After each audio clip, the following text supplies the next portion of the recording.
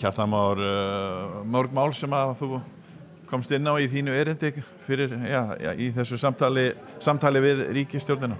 Við höfðum nú bara 7 mínútur skammtaðar, þannig að maður þurfti nú að velja vel. Ég vildi setja þau inn í stöðu Reykjanesbæjar. Hvað búið að ganga á? Ég þó að þarna séu vanir þingmenn í sumum stólu, þá líka fullt af nýju fólki, þannig að ég þurfti svona stilla svolítið myndina af fyrst og segja frá þessar endurskipulagningu efnahags sem við höfum farið í gegnum og gríðarlega íbúafjölgun og þetta háa hlutfall fólks á Erlendubergi sem er núna 34% af íbúafjölda Reykjanesbæjar. Íbúum hjá okkur hefur fjölgað 60% á þessum tíma á síðustu 10 árum. Þannig að mér fannst ástæða til að setja þau aðeins inn í þetta. Síðan ræddi ég við þau atvinnumálin á svæðinu, Keflavíkurflugvöll og þá staðreynd að við erum láglaunasvæði meðal annars út af Keflavíkurflugvelli og þeirri staðreynd að sá hluti starfsmanna á flugvellinum og í opinberum stofnunum, stjórnendur og aðrir sem á svona hærri launum, betri launum, kjósa að búa annar staðar og það bara áskorun fyrir okkur, sveitarfélögin hér að gera sveitarfélögin okkar þannig og garði að fólk sjá að hag sínum betur borgi hér. Ég fór aðeins yfir þetta og síðan ræddi ég við hjúkrunarheimilin og nú erum við að byggja glæsið hjúkrunarheimili. Í það vantar í alla ramma sem að ríki gefur út, þá vantar framleiðslu eldhús hluta, að sé hægt að framleiða mat í eldhúsunum, við erum að borga það, við erum að stækka núverandi eldhús fyrir ríkið og það kostar 120 milljónir að stækka eldhúsi, þannig að við erum að því núna.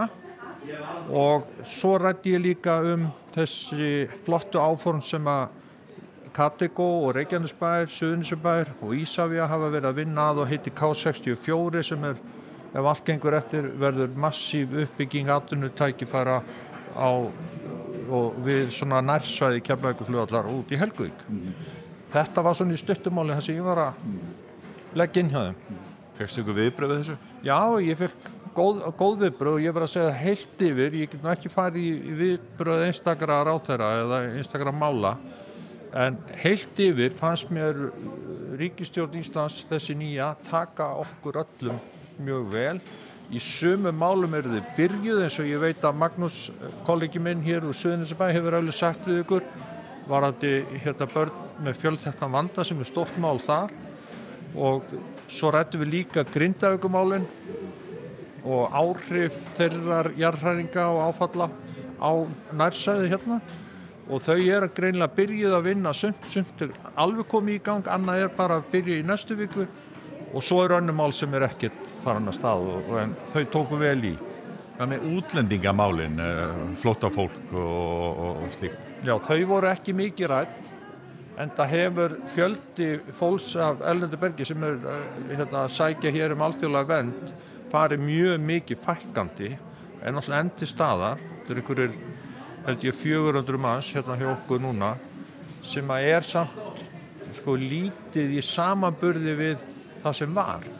Og þegar maður hefur aðeins 7 mínútur þá verðum við að velja okkur þeir mál sem okkur finnast kannski standa upp úr akkurat á þessum tíma núna og þetta var ekki mikið rætt og ekki heldur heilbrigðismálin. Heilbrigðisráðherra Alma Möller, hún sá ástæðu til þess að standa upp og fara yfir hvað margt gott að gerast á HSS hjá okkur af því að það var ekkert okkar sem talaði það.